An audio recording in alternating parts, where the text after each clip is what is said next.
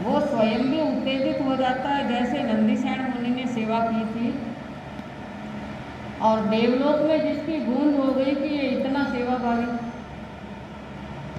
देव रूप बना करके आ गए मुनि का, इतना वृद्ध ग्लान और रुग्ण अवस्था में जाकर सूचना दी कि अरे सेवाभावी का ढोंग धराने वाला, बाहर उपवन में मुनि इतनी रुग्ण अवस्था में है और तुम भोजन कर रहे हो। उसी समय गए तो देखा मल मूत्र से भरे हुए हैं। पश्चाताप हुआ कि मेरी सेवा में बहुत बड़ी कमी रह गई, अगर मैं पहले पहुंच जाता तो ये स्थिति नहीं होती। फंदे पर बिठाकर लेकर जा रहे हैं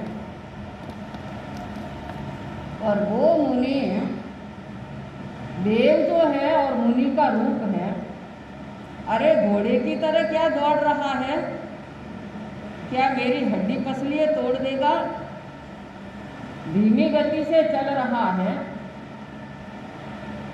तो उनके शब्द निकल रहे हैं कि क्या चींटी की चाल की तरह चलते चलते शाम तक भी मुझे यथास्थान लेकर के जाओगे या नहीं। इन सारे शब्दों को सहन करने वाला होता है वो सेवा कर सकता है। सेवा का रूप जो है वो शांत स्वभावी धारण कर सकता, जिसका स्वभाव शांत है वो सेवा कर सकता है। उग्रता है तो वो कभी भी सेवा का लाभ नहीं ले सकता। पूर्वजों की कहावत भी है कि बड़ों की गालियां और घी की नालियां।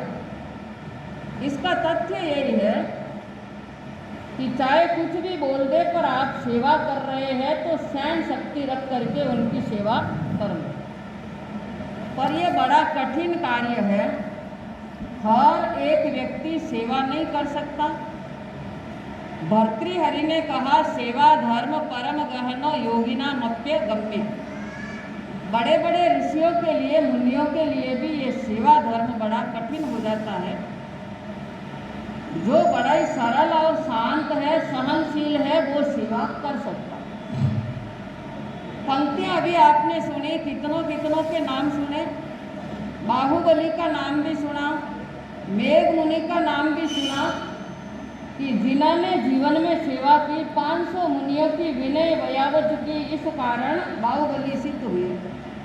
इतना बल जिनको प्राप्त जो हुआ। साधु संत के लिए भी सेवा आवश्यक है और ग्रस्त के लिए भी सेवा आवश्यक है। साधु संत के लिए तो यहाँ तक है कि आप विचरण करते हुए भी कहीं से जा रहे और वृद्ध मुनि महान साधु और सुन लिया कि वो वृद्ध है, चलने में यथासंभव शक्ति नहीं, अगर उनकी सहायता पूछे बिना आगे निकल जाए तो प्रायश्चित के भागी बनते हैं, या आगम का अधिकार है। ग्रस्त लोग भी सेवा का लाभ लेते हैं। परिवार के व्यक्तियों की सेवा करना, जो परिवार के व्यक्तियों की सेवा नहीं कर सकता, माता पिता की सेवा नहीं कर सकता, परिवार में कोई बीमार है उनकी सेवा नहीं कर सकता, तो वो समाज तक सेवा में पहुंचना संभव उसके लिए नहीं हो सकता है।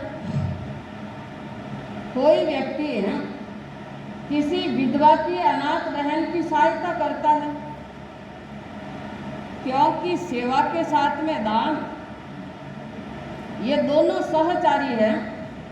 अगर सेवा के साथ में दान नहीं है तो ये सेवा का शब्द अधूरा जो रह जाता।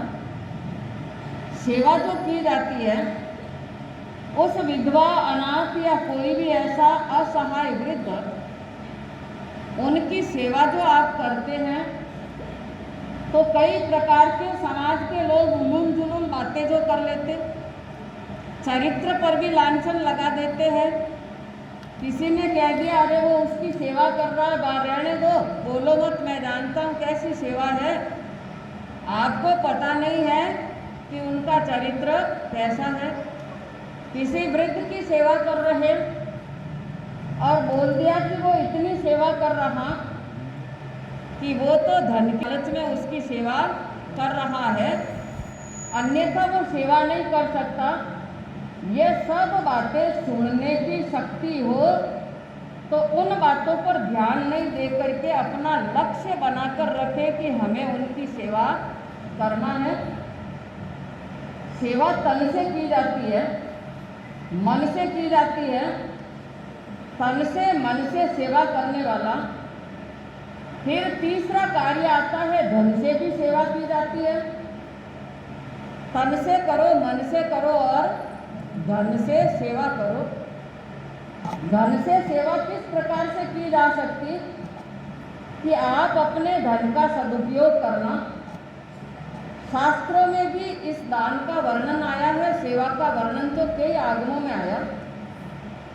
सबसे पहले तो 4 प्रकार की बातें बताई, आहार दान, औषध दान, अभय दान, ज्ञान दान।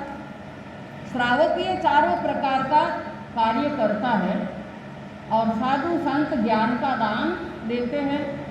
आत्मा परमात्मा का स्वरूप समझा सकते, आपके जीवन का अंधकार मिटा करके ज्ञान की ओर आपको अग्रसर कर सकते हैं। ज्ञान होगा तो इन सारी बातों को समझ पाएंगे। जब तक ज्ञान नहीं होगा तो उन बातों को आप समझ नहीं पाएंगे।